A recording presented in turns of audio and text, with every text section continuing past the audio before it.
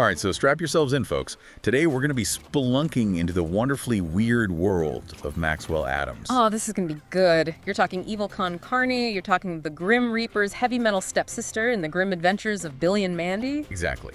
But here's the thing. We're not digging up his greatest hits today. Instead, we're diving into this lost script, a movie that never saw the light of day, called Dead Meat. Dead Meat. Okay, yeah, I can already hear the Adams signature dark humor in that title. What you got for us? It's kind of rare storyboard, concept art. Better. A full-blown leaped script. And get this. Picture post-apocalyptic Los Angeles, totally overrun by mutants, and we've got our main man, Heck, this grizzled mutant hunter. We're talking way more hardcore than Mad Max, you know. Hardened mutant hunter in a post-apocalyptic LA. Okay, I'm seeing the Adams DNA here, but what's the special sauce? What makes this script stand out, even for him? Well, see, Heck's got this sidekick, a talking mutant dog named Dead Meat. Okay, so we've got the talking animal trope. Is this like a cutesy, wisecracking sidekick? Does it fetch beers and make snarky comments? Oh, God, no. Not even close. Dead Meat's, well, he's sarcastic, cynical, and surprisingly articulate. Definitely not something you'd see on Saturday morning cartoons. Hold on. Knowing Adams, there's got to be some kind of twist to this whole talking dog thing. Oh, absolutely. See, Dead Meat isn't just some quirky nickname. It's like this painful echo of the dog's real name, Randy. And the messed up history he has with Heck. Wait, so you're saying that Heck uses that name, Dead Meat, for like everything, like some kind of twisted catchphrase.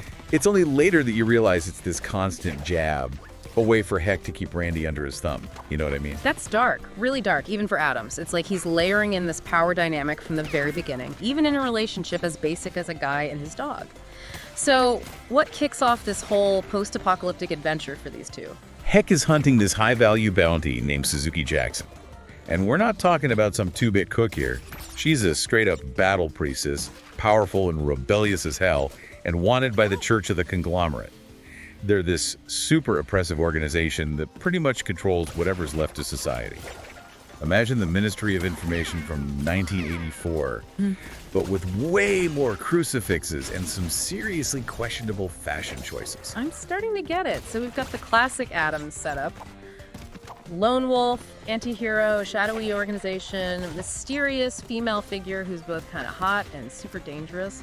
Where do the roaches come in? You mentioned roaches. You're not going to believe this. While Heck's looking for Suzuki, he gets captured by giant talking cockroaches. Oh, now we're talking. This is the Adams I know and love. These roaches are more worried about whether their torture methods are gay than, like, actually torturing ants. It's absurd, it's offensive, it's hilarious, and it's so Adams. He mashes up these taboo subjects with pop culture and existential dread, and suddenly you're laughing but not sure if you should be. Yeah. And this is where Dead Meat, or, well, Randy, steps up. Seeing Heck in trouble, he puts on this goofy cockroach costume. A cockroach costume. And he tries to save Heck by preying on the cockroach's insecurities. Wait, what? It's crazy, right?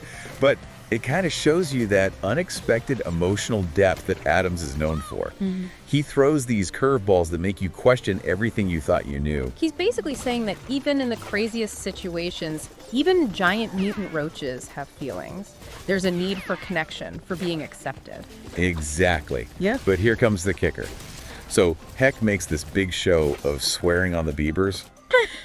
Yeah, apparently Justin Bieber's some kind of post-apocalyptic deity in this world that he'll spare the roaches if they let him go. Please tell me he doesn't. Of course, the second he's free, he does what any self-respecting mutant hunter would do. He kills them all and eats their hearts. Classic Adams. It's this constant dance between morality and mayhem. You think he's going to take the high road, then bam! He pulls the rug out from under you. And just when you think it can't get any weirder, we finally get to meet Suzuki Jackson face to face. Turns out, she's not just some random name on a wanted poster. This woman's been through it. Raised in a mutant camp, trained to be a weapon, and then juiced up with radiation by the very same conglomerate that's hunting her now. Whoa, that's layered. It's like he's taking these classic tropes. Lone wolf, femme fatale, evil organization, and twisting them up, adding this dark, almost tragic backstory. It's deeper than just playing with archetypes. It's like he's deconstructing them, showing what these power structures do to people. Exactly. And then, to make things even more complicated, Dead Meat starts to, fall for Suzuki. It throws a huge wrench into their whole mission to capture her. Oh, the love triangle. But with a mutant dog, right? this is getting interesting. Adams throws this emotional conflict on top of everything else. It's Heck and Deadmeat against the conglomerate. But now there's this internal struggle going on within their own little pack. And let's not forget the humor. The script's overflowing with Adam's dark comedy. You've got the conglomerate's propaganda, it's so over the top.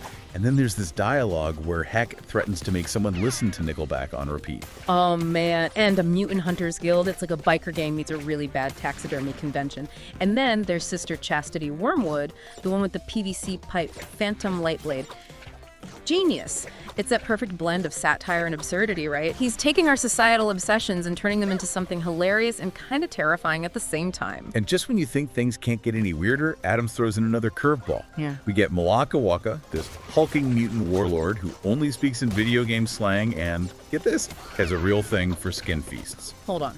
Skin feasts, as in. Yep. And he wants Suzuki for himself, which just adds a whole new level of chaos to the mix. So we've got multiple factions vying for power, a love triangle, cannibalistic mutant warlords. Sounds like pure mayhem. Where does all of this lead? What's the climax of this insane story? Well, everything explodes, literally, in this massive bar fight at the Mutant Hunters Guild headquarters. You've got Heck, Claude, who's this conglomerate missionary with a serious axe to grind Malaka Waka and his crew, and then all the regular bar patrons who probably just wanted a quiet beer and maybe a game of mutant darts. I bet. It's pure chaos, but even in all the bloodshed, Adams manages to sprinkle in these dark humor moments and genuine emotion, so you're laughing and cringing at the same time. That's the magic of Adams, right? Finding the funny and the horrific, the poignant and the totally messed up. He pushes boundaries and makes you squirm, but he never loses sight of the emotional core that keeps you hooked. So who wins this brawl? Who comes out on top? Here's where it gets really crazy. Adams throws in a twist that no one sees coming. It's Deadmeat who betrays Heck. Whoa, wait, what? He chooses a life of freedom with Suzuki over the dark, violent world that Heck represents. Damn. Talk about a gut punch. It completely flips the loyal sidekick trope on its head. It makes you realize Deadmeat's been on his own journey this whole time. It's not just escaping Heck, it's about finding his own identity, his own happiness. Exactly. How does Heck react to this betrayal? Does he go ballistic? Well, yeah, he's devastated. But here's the thing. He actually comes to terms with Deadmeat's choice. He teams up with McMurray, another hunter from the guild, and they set off after Deadmeat and Suzuki. To bring them back. It's not so clear-cut. It's almost like he needs to understand why Deadmeat did it, why he chose to leave. So there's this weird understanding even in the betrayal. Like Heck gets it, even if it hurts. Yeah, something like that, but that's just the first act of this wild ride. Buckle up, because we're just getting started. It's amazing how Adams takes this crazy post-apocalyptic world and uses it to explore these really deep themes like loyalty, betrayal, and what it even means to find your place in a world that's gone completely bonkers. Yeah, it's like he's holding up this funhouse mirror to our own reality, showing us how fragile everything is. Our beliefs, our relationships, our sense of self, when the world around us falls apart. And yet, in the middle of all the chaos and carnage, there's this thread of hope running through it all.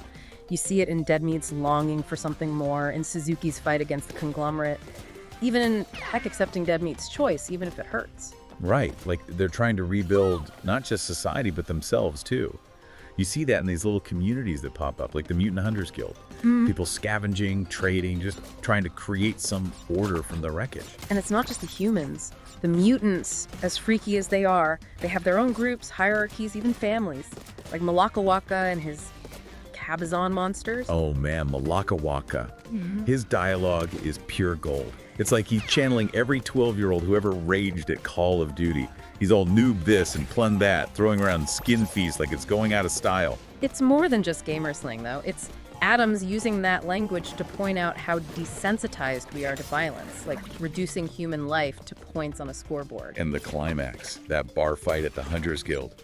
Pure action and suspense. Blood, guts, broken pool cues flying everywhere. Heck gets this huge gash in his side, but still takes down half of Malaka Waka's gang. Brutal. You gotta admire his tenacity, right?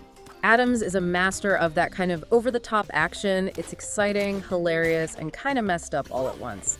He doesn't shy away from the ugliness, but he finds ways to make you laugh even when you should be cringing. And through all of that, we're seeing Deadmeat evolve, going from blind loyalty to this conscious decision to choose his own happiness. It's like he realizes that real loyalty isn't just about following orders, it's about having the guts to follow your heart. Exactly. Even if it means breaking away from everything you've ever known. And speaking of powerful women, what about Suzuki? How does she change throughout the story? Well, she starts off tough, all sharp edges, But then you start seeing these cracks in her armor. She's alone, she wants connection, and she's carrying this heavy prophecy that seems to control her whole life. The classic tragic hero, right? Fighting against forces bigger than herself, the conglomerate, Malakawaka, this prophecy saying she'll never be free. In that ending, man, Suzuki standing alone on the wreckage, it's heartbreaking, but there's also something empowering about it. She beat her enemies, but at a huge cost. Freedom doesn't come free, It makes you think about what freedom really is. Is it escaping the outside forces? Or is it finding peace within yourself, even when everything's falling apart around you? And what about Heck? He lost Dead Meat, his bounty, he almost died. Where does he go from here? Is he going to chase them down out of anger, or is there something else going on there? That's what's so great about Adams. He never gives you easy answers. He leaves you with questions, makes you wrestle with the characters and the choices they make. Speaking of unanswered questions, what about that whole Bieber as a post-apocalyptic god thing? I think it's genius. It's so absurd, but it says so much about how we create idols, how we look for meaning in the strangest places. Right. Maybe in a world that's lost everything, people cling to whatever feels familiar, even if it's some pop star from another era. Or maybe Adams is just taking a jab at celebrity culture. It's that classic Adams satire again, making fun of how we elevate mortals to this godlike status. Makes you think about what people would believe in after the apocalypse. What would their gods look like? It really gets to the core of what Dead Meat is about. Faith, belief, and the search for meaning in a world that's lost its way. And it's not just the Bieber. Look at the Church of the Conglomerate. They're like this cult using fear and control. They've got their own twisted rituals and their own weird version of the Bible. It's like even after everything falls apart, people still need something to believe in, even if it's based on fear. Absolutely. It's about finding hope in the darkest places. And sometimes that hope comes from unexpected places. A talking dog, a rebellious priestess, a grizzled mutant hunter who secretly loves Justin Bieber. But it's not all doom and gloom either. Adams finds ways to make you laugh, even when things are at their worst. Like when Claude, that conglomerate missionary, just shoots the psychologist, Andy, who's trying to calm things down in the bar. And why? Because she doesn't have a gun. It's shocking, it's absurd, it's classic Adams. Exactly. And then you've got these really tender moments in the middle of the carnage. Like Dead Meat and Suzuki bonding over their desire for a life without violence, a life where they can just be themselves. It's a reminder that even in this messed up world, there's still room for connection, for compassion. Those moments of humanity are what make Dead Meat more than just a post-apocalyptic thriller.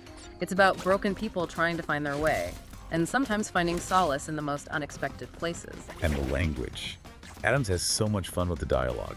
From Heck's gruff one-liners to Malakawaka's video game rants, it's snappy, memorable, and full of personality.